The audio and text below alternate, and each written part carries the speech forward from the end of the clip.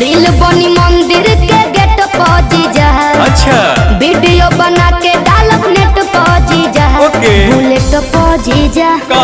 Bullet पर जीजा बोला ले चले घुमावे बुलेट पर जीजा। जरूर हो। बुलेट पर जीजा बुलेट पर जीजा ले चले घुमावे बुलेट पर जीजा। बुझनी हम सब बुझतानी।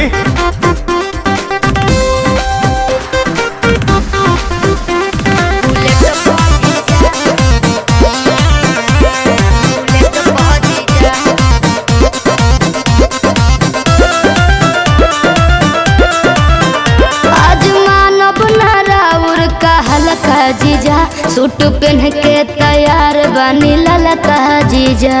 अच्छा ठीक बा।